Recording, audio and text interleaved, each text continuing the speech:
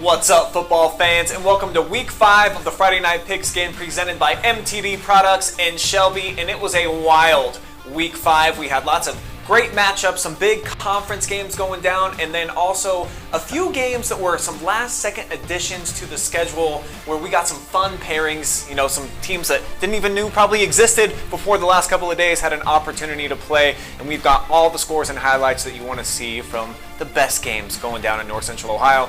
My name is Brian Skronsky. I'm going to be the host tonight, just like every single week. And guess what, folks? We've got Eric Will in the house once again over in Coach's Corner.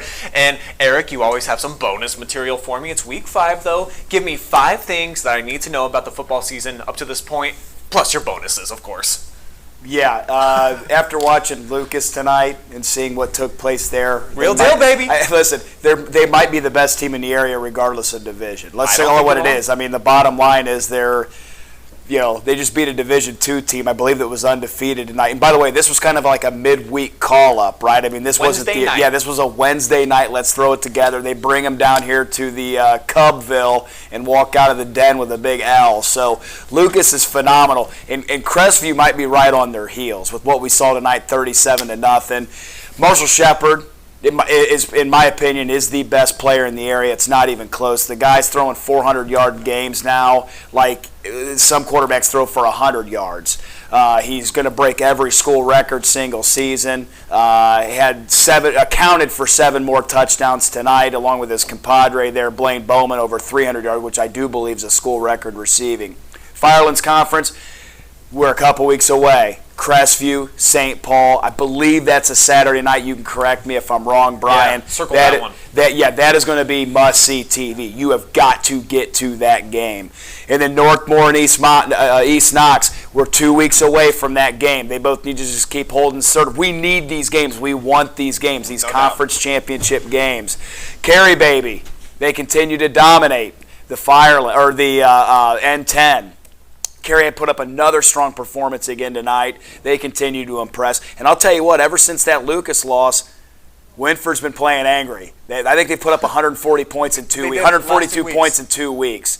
And then last, West Holmes is proven to be the class of the OCC. Yeah, they're good. I think I'm stuck on Winford. Worcester played really well tonight as well. I think that might be a challenge for them. But man, I really like that West Holmes team as well. So those are my 6 takeaways in Week 5. So the cream's starting to rise to the crop a little bit as we see the better teams in the conferences continuing to take that next step, piling up more wins, Eric. Let's go ahead and bring up all the scores that you need to see from around the area, beginning with the Firelands Conference where, Mr. Will, I think you're right, baby. I think the Crestview Cougars definitely proved tonight that they are a force to be reckoned with. They are the class of the Firelands, but you can't count out St. Paul, who's going to be playing tomorrow against Mapleton. You imagine the Flyers going to get healthy in that game and could set up a collision course here in a couple of weeks for undefeated versus undefeated for the Firelands crown. Yeah, and when you look at Crestview, I think defensively they only gave up like 30-some yards, maybe 40-some yards tonight. It was something crazy. So their defensive effort's fantastic. They're obviously Coons putting up really good numbers as well. I think he had a nice aerial attack as well. Western Reserve did a nice job. I've actually been impressed with South Central. I mean, they graduated a bunch the last couple years. I don't know what the expectation for them coming in this year was, but being 2-2 and having a couple of quality wins, and even the wins, or even the losses that they've had, they've been competitive in those losses. Sure. And I'm with you, Brian. I look for St. Paul to kind of put one up on Mapleton tomorrow, especially that Saturday night, man. When you play St. Paul on a Saturday night, it's almost like that's their time slot. You know, everybody else is used to college football on Saturday, but there's something about St. Paul thriving on that Saturday evening over there in Norwalk. Yeah, Cougars roll up 363 total yards tonight, and Hayden Kuhn was a star, man. Yeah. 3 touchdowns for him. That's a career high.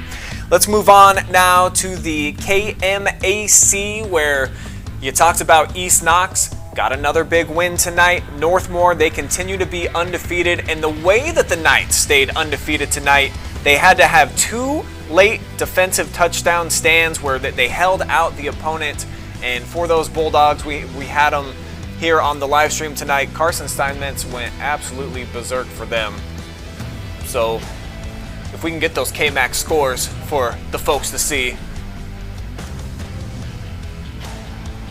There we go, baby. So Conotton Valley, that was another one of those games that I was talking about. You know, a late edition, I think that was even a Thursday edition. Just yesterday, the Dogs decided they were going to play them. Northmore versus Danville came down to the wire with the Knights keeping that 5-0 record with some defense. Gotta like it.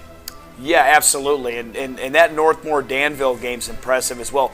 Northmore isn't necessarily as impressive, but they're getting the job done. They're doing what they need to do. They're 5-0 right now. They're continuing to set up that matchup week 7. It looks like with the East Knox. East Knox has probably looked a little bit better on the scoreboard. I think that they have a few more weapons in East Knox, but that's going to be a great game. And you know, Highland making their last go around football wise before they make that jump to the MOAC next year.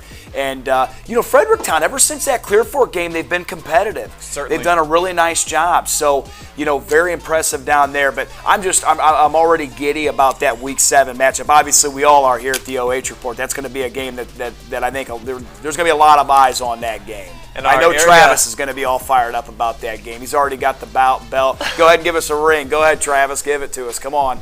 Yeah, he's got some cowbell over there with him that he was gifted from East Knox, and there's a whole lot of cowbell up in those stands, and you better believe that that's going to be the case when those two teams meet. And for Highland tonight, they got the area leading rusher in Dane Nauman. He went over 100 again. He had a touchdown, and I was impressed with the Scots going on the road against a Sennenberg team that I thought they was going to be playing for that bounce back special. It was homecoming night. They had everything for them still on the table, and I was a little surprised that the Trojans laid an egg, only scoring 7, Eric. No, I would agree with you because their offense has been pretty solid this year. Big time. But I'll tell you what, like I said, you got to give Highland a lot of credit going in there and getting that win. And sometimes I'm telling you, Brian, you have those distractions on homecoming. That's not, you know, sometimes you got to tell your kids to put that dance away a little bit because that dance isn't quite as nice. You lose a little bit of that dance step with a loss. So I'm sure they'll still enjoy the dance, but it's not going to be what it could have been. There's no doubt about that.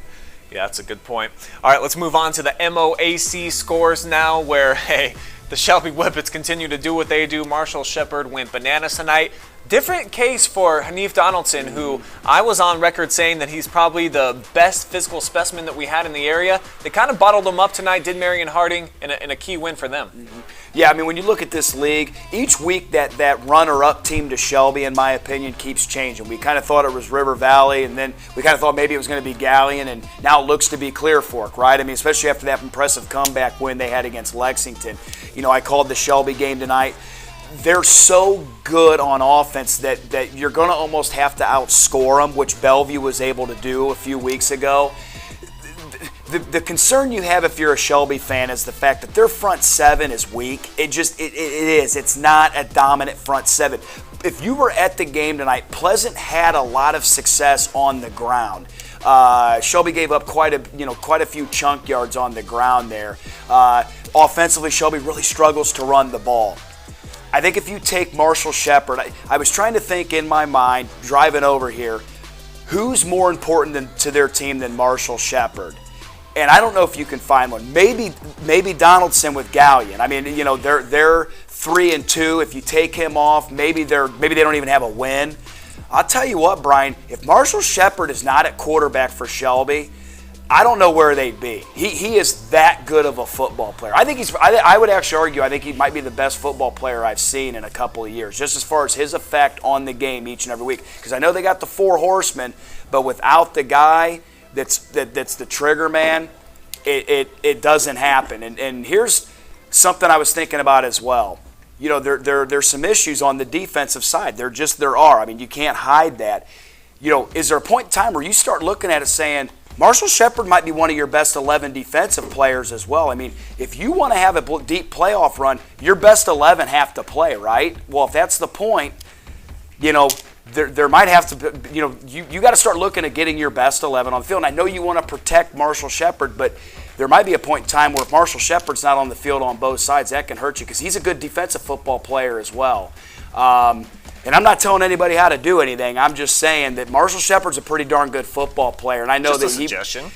He punts, he kicks, he pretty much drives the bus. He's the guy. But I just know you don't want to leave football on the table because one of your best players wasn't playing both ways. Because I know you're worried about his arm because if you don't have it, but if you're also giving up huge chunks on defense and you can't stop teams offensively, there's going to be a point in time you're going to meet that Bellevue. Look at that region. Look at that 14 region or D4 region 14.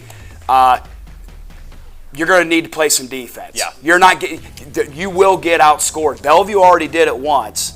You've got Sandusky Perkins, who is just killing people right now. You got Port Clinton, who's killing people right now. You've got Bellevue. You've got Clyde, who just crushed somebody tonight. Van Wert's awesome. I mean, there's going to be a good team not playing. Yes, that's my point. So you've got to have your best players on the field at all times. That's where I'm going with that. Yeah, I'm with you. And as I recall, I believe there was a quarterback at Shelby a few years ago that elected to play defense his senior year, and that turned out pretty good. You might remember that season, Eric.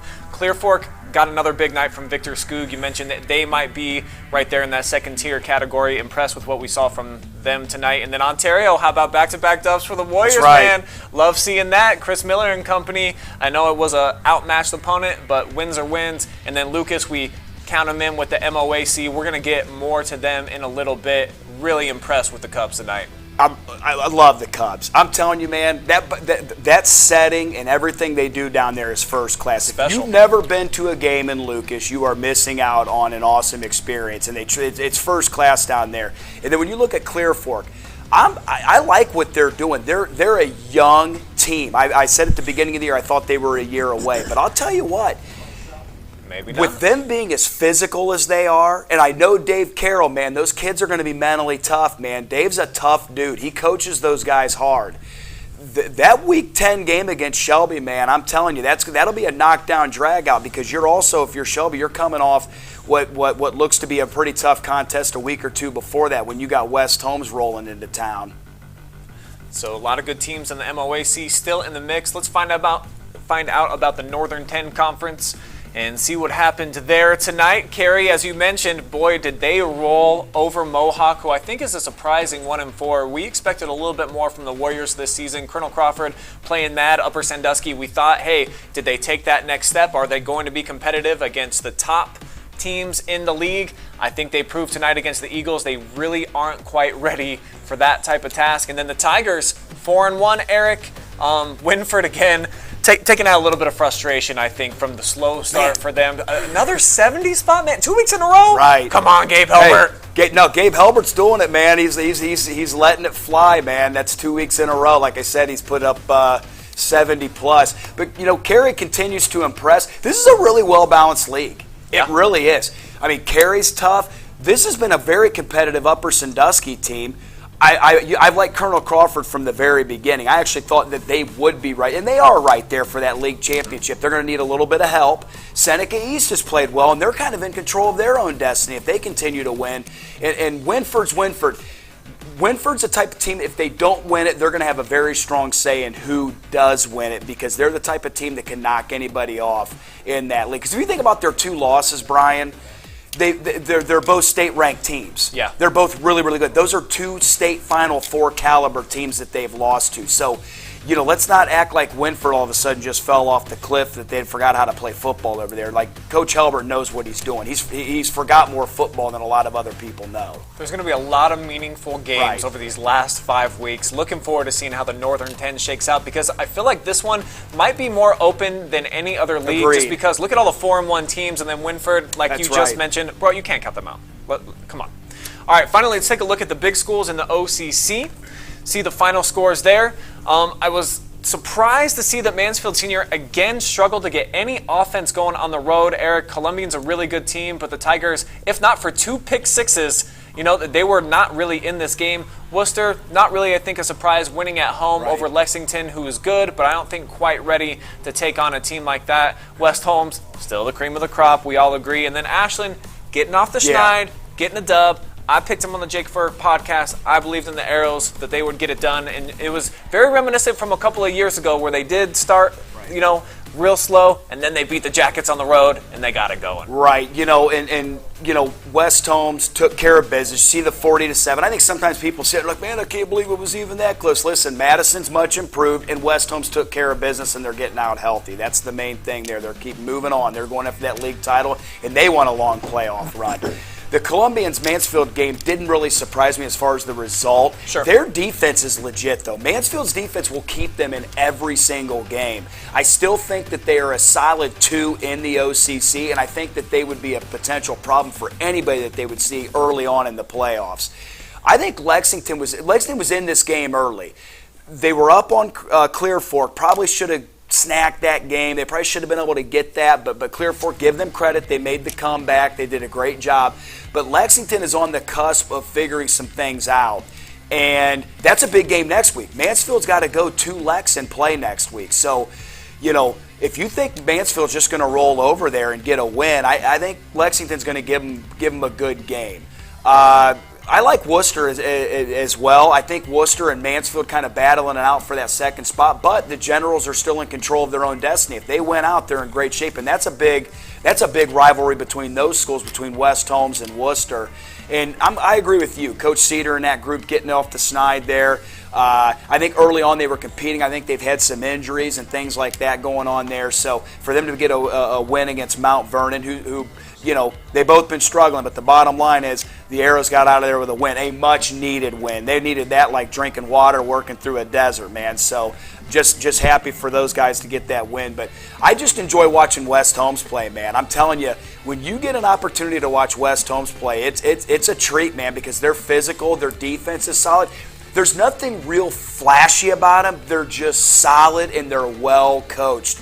This is a tough league, like you said. I mean, I think that N10s is deep from top to bottom, and the Firelands is their top 2 or 3 teams are really good. But this is another league that I think West Holmes is a little bit at the top of that thing, a little bit better than everybody else. But I think there's a lot of teams in there that can beat you on any given night. Yeah, I think it's tough to get a gauge on Worcester because since they play in D2, they always test themselves in the non-conference, and typically they head into OCC play, with a losing record, and they get it going from there. So definitely don't count out the Generals. Like you said, they control their own destiny still. And I'll tell you what, Brian, I'm glad you brought that up because when Worcester plays West Holmes, if Worcester would win that game, I don't think anybody in this studio would be shocked. I think we would pick West Holmes. But if Worcester would win that game, I don't think any of us would fall off the back of our chair. All right, so that's all the final scores from around the area in the 5 conferences that we cover. And from these 5 conferences, we have been compiling the stats at the halfway point in the season. And these are through 4 weeks. We don't have them updated through tonight, but our resident stat geek right over here, Travis Berardi, is going to join us right here and now. And Travis, I know you've been keeping an eye on the area stat leaders throughout the entire season. Let's kick these things off tonight and show you guys who the top rushing performers are. Trav, take it away, my friend.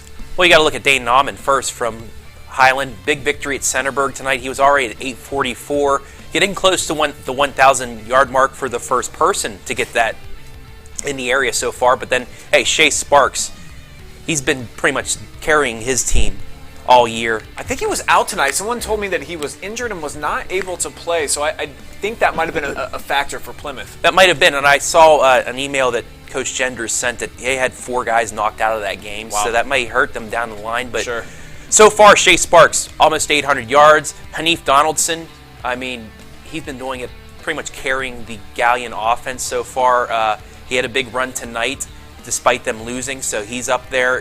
Then you head down Connor Morris, Jesse Beckman, Isaac Roeder, Mollenkoff probably had a huge night. They put up 60, so he may be going up the list. You don't see any Lucas Cubs on there because they have multiple guys that can run the ball. If they had 1 or 2 like in the last few years, you'd probably see both of them in the lineup there. But it's a variety as well. It's not just one conference being led by these rushing leaders.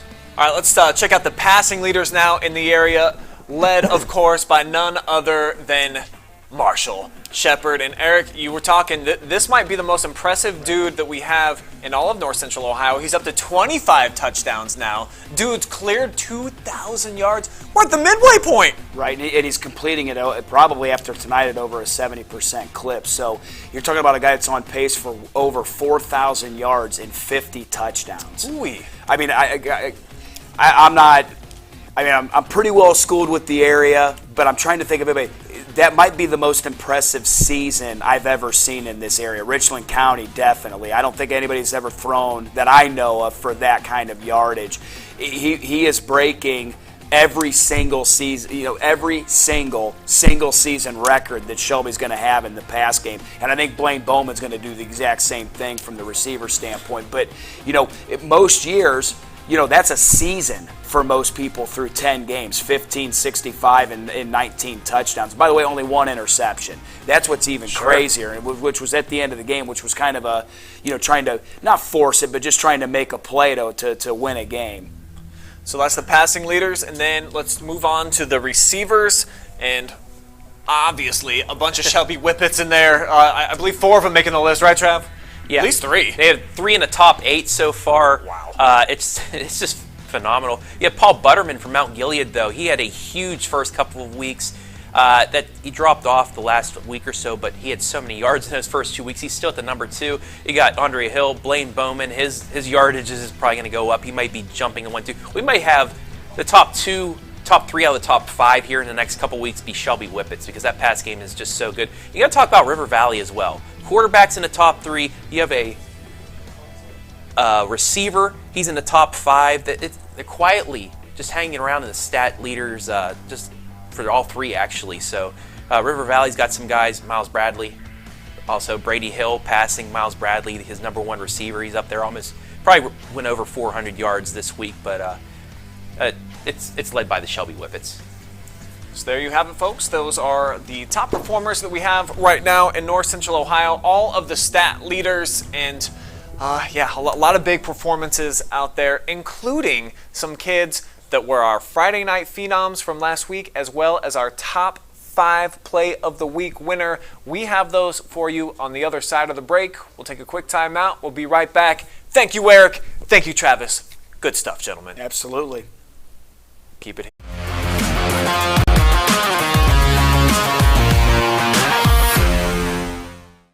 Headquartered in Valley City, Ohio, MTD Products is a leader in the outdoor power equipment industry.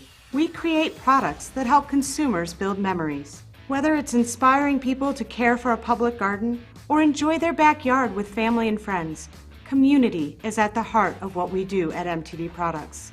We're looking for people who want to be a part of our future and who are dedicated to cutting-edge product innovation and outstanding customer service. We'll provide you with the necessary tools for success in your career at MTD and help inspire people to care for and enjoy the outdoors around the world.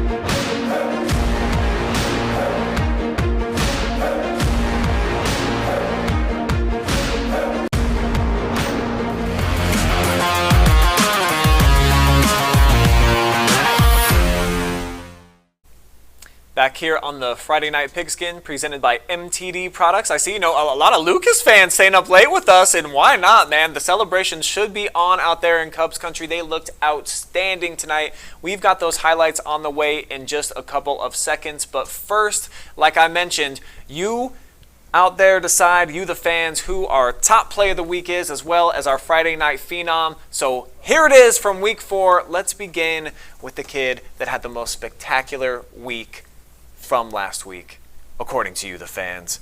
And it was none other than Deegan Horn. This dude was phenomenal in a win at Clear Fork, just doing it on the ground. I believe he got into the end zone 4 separate occasions, got him off to a great start in a win at Clear Fork, a blowout win at that, and then even threw for a touchdown. So this kid, dynamite throughout the entire contest at the Colt Corral, going on the road, doing big things. Deegan Horn, congratulations. The fans out there thought that you were worthy of the best performance in the area from week 4. But what about the best play that we saw, that we captured with our cameras? Well, this is what you folks at home decided was the best that you saw from this week. And from week 4, how about this one? And I don't know how you can go wrong with this play.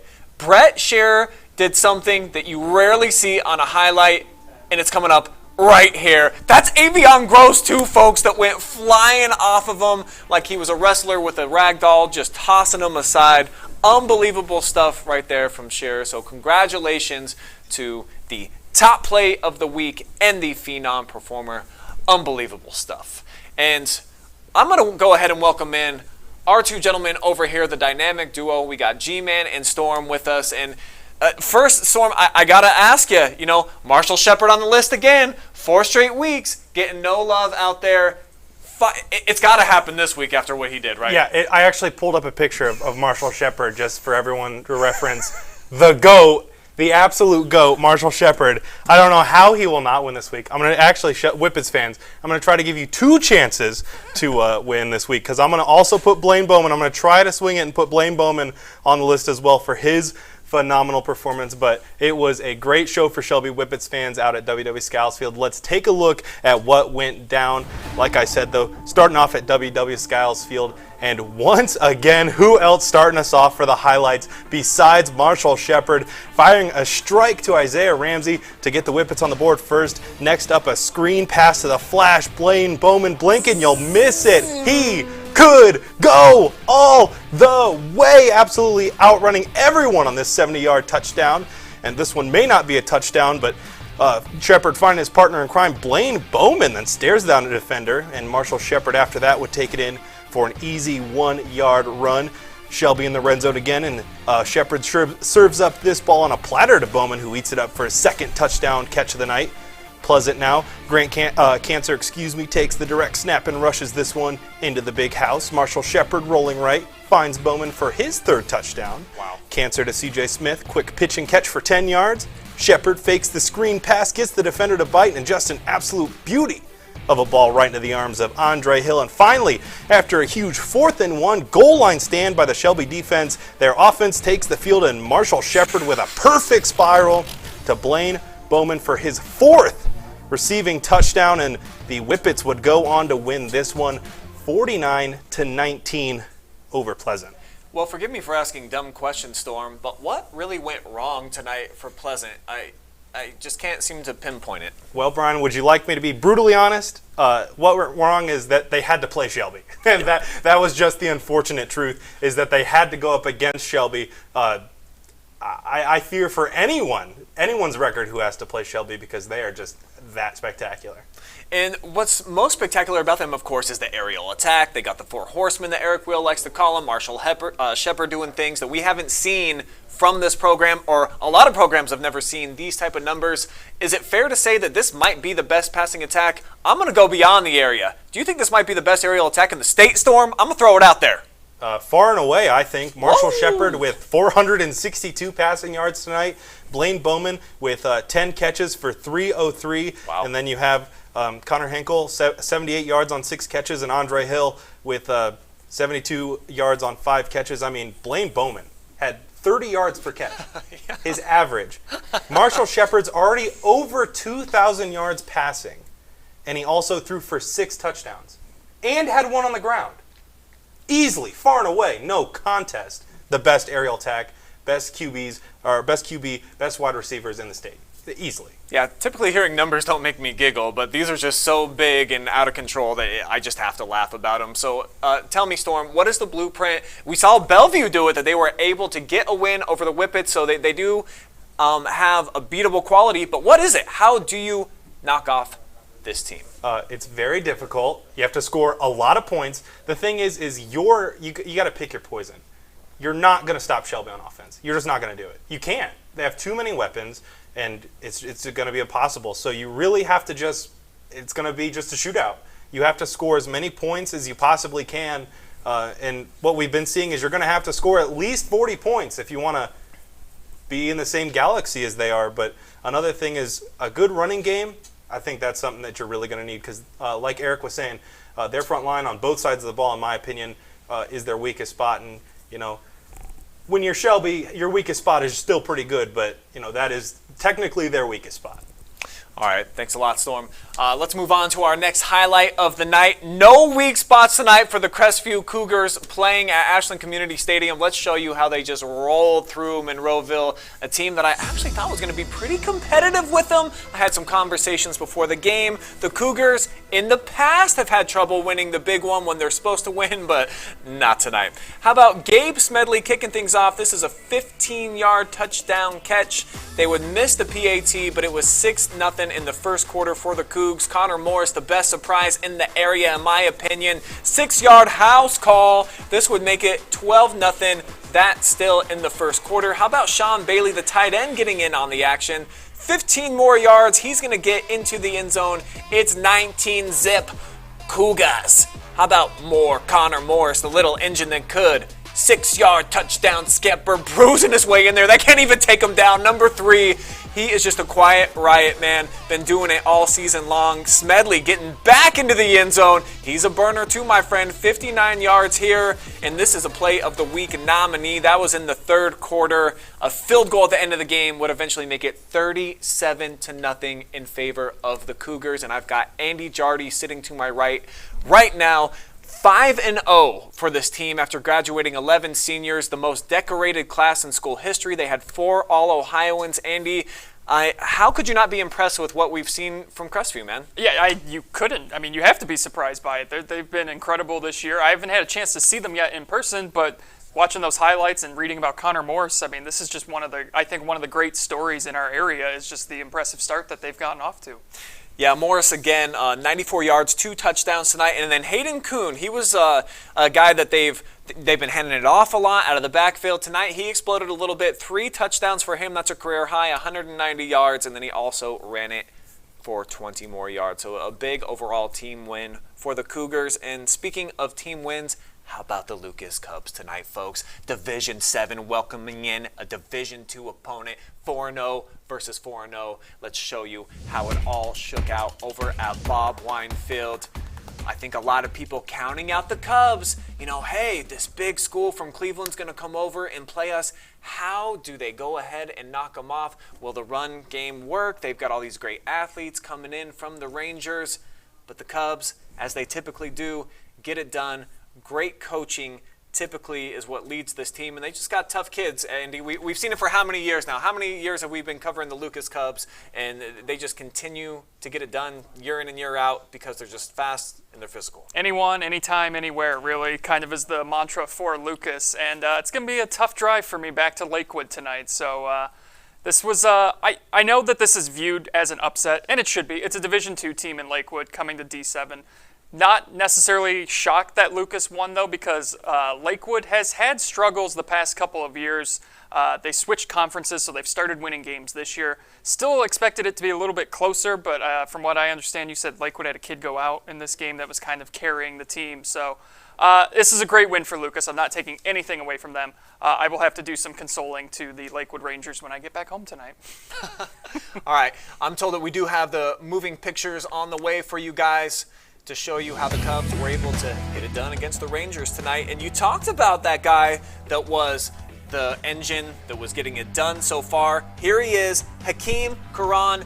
This would be 7-0 on the opening drive, and you were like, man, maybe Lakewood is going to be the real deal, but like Lucas typically does, they would answer the bell. Grant Barrett getting into the end zone from 5 yards out, that tied it up. But later, the big explosive plays. Lucas Winters, a bit of a surprise. Check this out, the quarterback running free. He's going to get into the end zone to make it 14-7.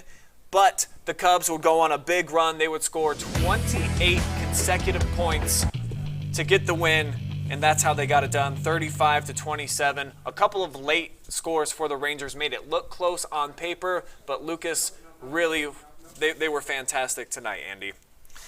All right, let's move on to our next highlight of the evening. Galleon against Harding. G-Man was over there to check things out. He was in Marion tonight, and typically Hanif Donaldson gets the ball a bunch. He does a lot of special things, but not so much tonight, right? No, Hanif Donaldson had a really big run. He had a 71-yard touchdown run, but other than that, he was really bottled up completely from the Marion Harding defense. And, you know, it was a big win for Marion Harding, who had a tough loss last week to a Marion Pleasant team. So let's roll the highlights and really see what happened as Marion Harding would defeat Galleon 24-15. But on the first few plays, it was really the Brady Wink and Wesley Stokes show on the first play on their drive. Wesley Stokes is going to go up there and get this ball with a little bit of go-go juice. I don't know how he caught this ball. It looks like it hit the ground. Ref's going to call it a touchdown. Doesn't matter. 7-0 Marion Harding. And the defense really was a tale of the first half. Nobody could get anything to go until Cooper Kent would hit Jordan Borders on this wheel route with 4 seconds left in the first half, making it 7-7.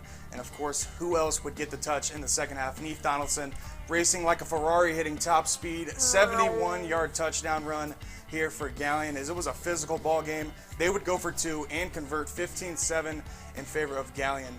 Brady Wink would take this one, dancing his way to the end zone for a 49-yard touchdown. You've seen the flag. That would be holding on the defense. They would convert and go for 2 as well. But this really was the play of the game. Kobe Johnson with a block punt. Ball would roll out of the end zone, resulting in a safety, 17-15 in favor of Marion Harding. And Brady Wink would hit Wesley Stokes on this dime. Moss is the defender. Stokes, a great receiver, outraces the defense, gets into the end zone, and that really would be all she wrote, 24-15 in favor of Marion Harding.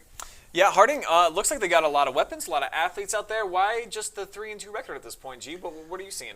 It's kind of hard to tell. You know, they do have a lot of athletes. They got Wesley Stokes out on the outside. Brady Wink, obviously a great quarterback. He can run and throw. So I think they tend to run the ball a little bit too much. Their offensive line has a little bit of a weak spot. But when they throw the ball, man, they can go up and get it. Wesley Stokes, he's about 6'4", man. He is very tall, athletic. And they got a few defensive ends, man, that are like 6'6". I mean, they're towering. They're huge. So Marion Harding, man, they might go up to Shelby. It might be close in the first quarter. I don't know if they're going to compete the whole game, but it might be close. They might shock some people up there in Shelby.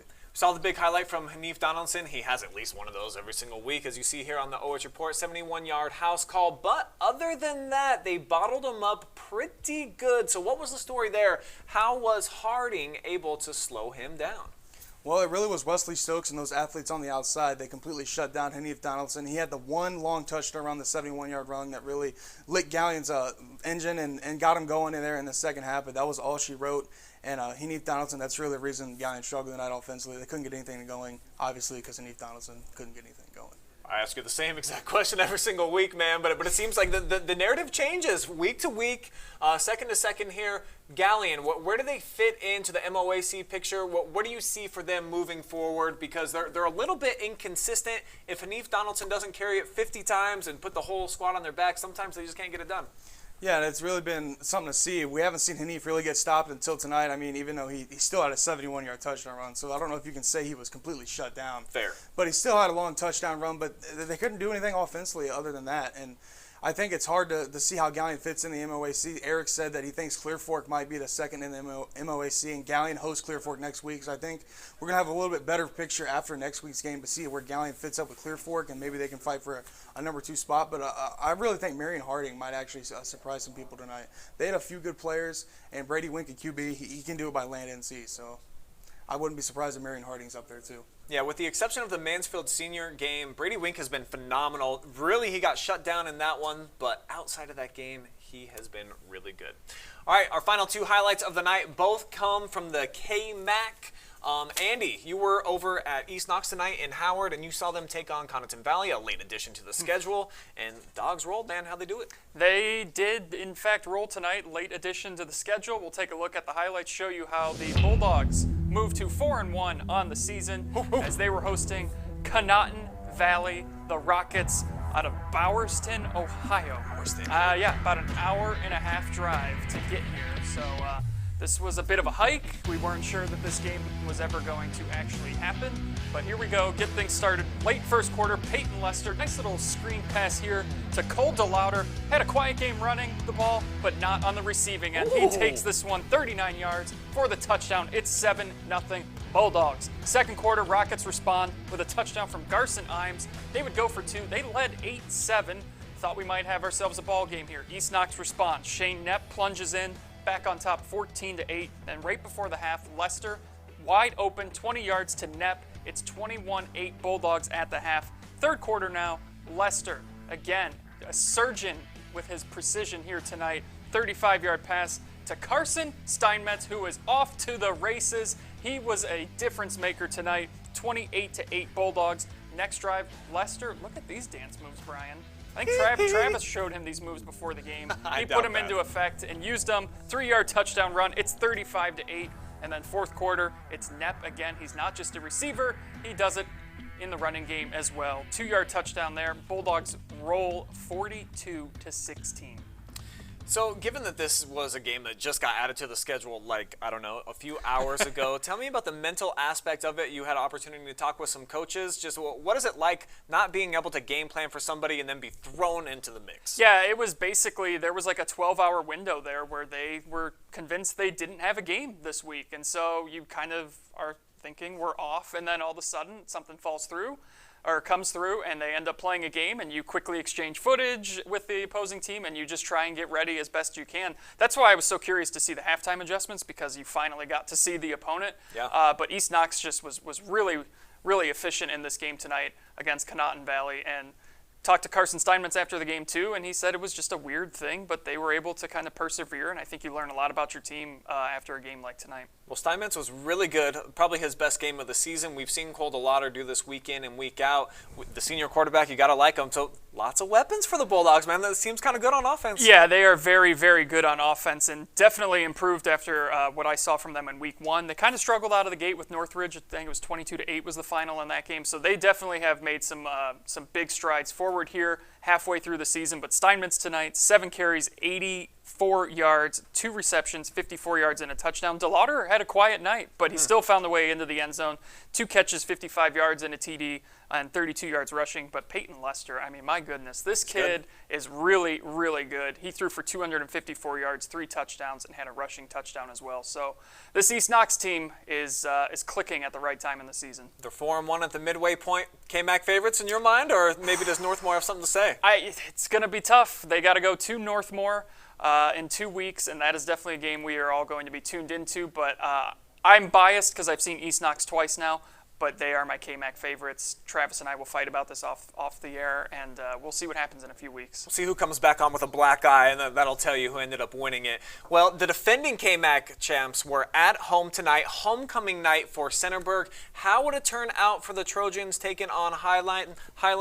Let's find out right now with the moving pictures as we take you out to the heart of Ohio, and it was a slow start for the Trojans in this one and a fast start. Owen Stillwell getting Highland on the board. It was 7-0 in the first quarter for them. And now going deep, Jay Melchiori on the other end of that would set up Highland for a 3-yard rushing touchdown. The area leader, Dane Nauman, getting into the end zone. The Trojans trying to get back into it. Here comes Kalen Lemaster making it 17-7, but it just wouldn't be enough as the Berg could not generate enough offense. Nauman goes for over 100 yards, and he gets into the end zone again. And, you know, everybody kind of bottled up offensively. Andy Tyler Johnson, we've seen him have some breakout weeks, only 40 yards. Gregory, 9 completions tonight for only 50 yards. That was a big surprise. So I think that they've really dropped off they might be a second-tier team this season in the KMAC. Yeah, it looks like it might just be a two-team race here with East Knox and Northmore, and that was surprising to see what happened there tonight. No question. Yeah, I'm with you. So Highland staying in the conversation too for the KMAC championship, 17-7 victory there. Exciting to see what they are starting to put together. All right, guys, we're going to take one more break, and when we come back, we'll show you what we have in store for you coming up next week, all the games that we're covering right here in North Central Ohio. Stay tuned.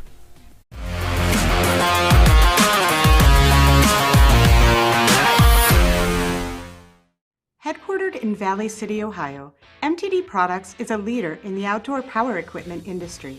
We create products that help consumers build memories. Whether it's inspiring people to care for a public garden or enjoy their backyard with family and friends, community is at the heart of what we do at MTD Products. We're looking for people who want to be a part of our future and who are dedicated to cutting-edge product innovation and outstanding customer service. We'll provide you with the necessary tools for success in your career at MTD and help inspire people to care for and enjoy the outdoors around the world.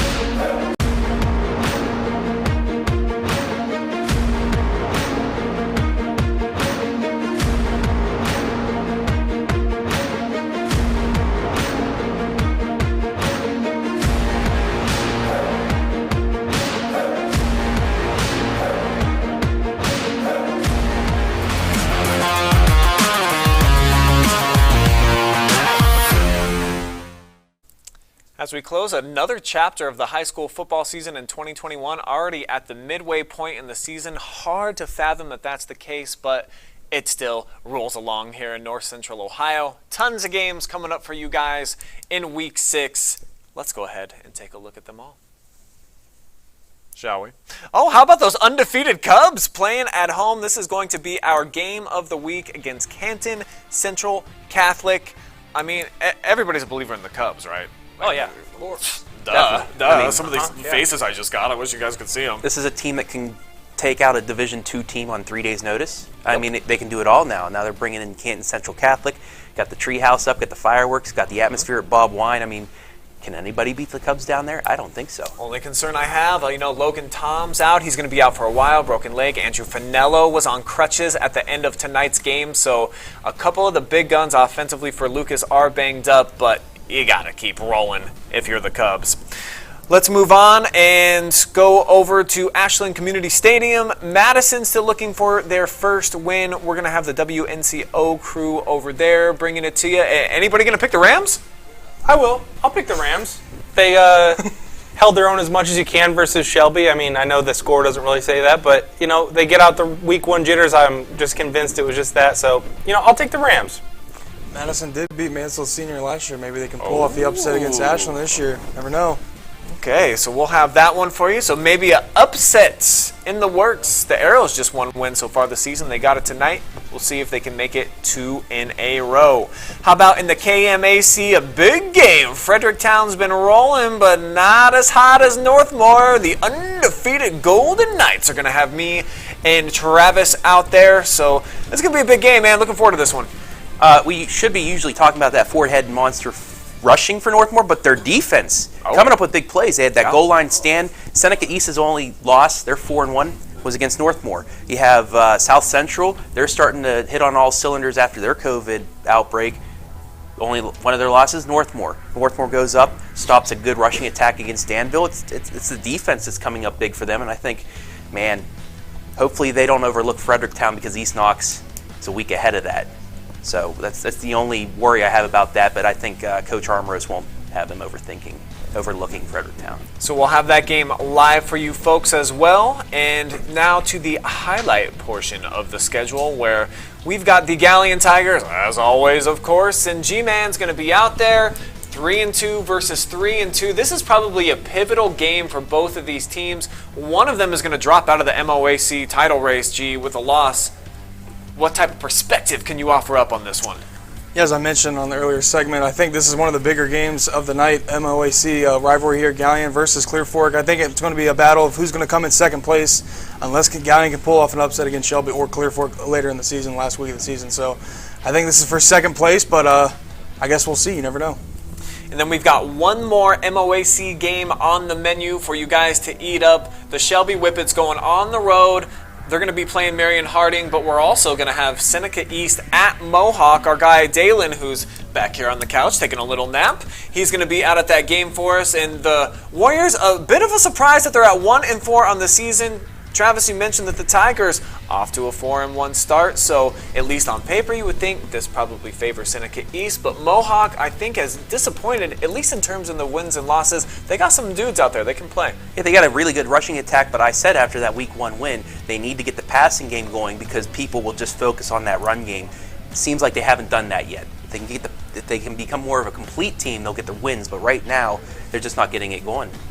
All right, and how about those Shelby Whippets against Marion Harding? They're going to be playing Storm. We know that you're going to be there. How many more touchdowns is Marshall Shepard going to put on the board? I got Marshall penciled down for 5 this week. Okay. And I got his average, I think. I got Andre Hill with 2, and then I got Blaine with the other 3. That's 5, right? Yeah, 5.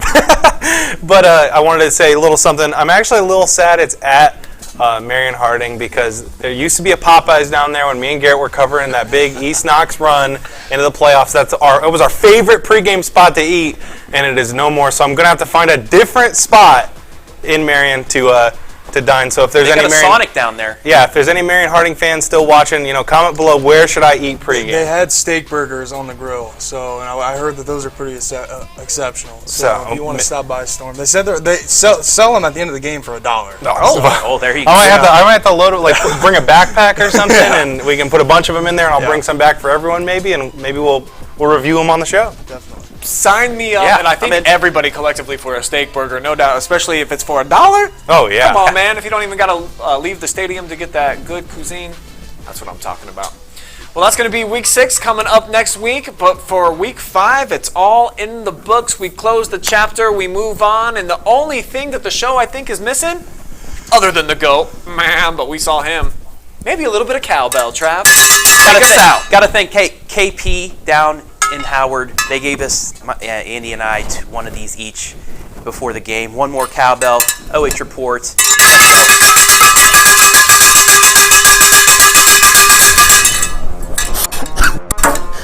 Please vote for Marshall this week on Phenom, please. I can't hear you, what? 6 touchdowns. Please! Dream that steak.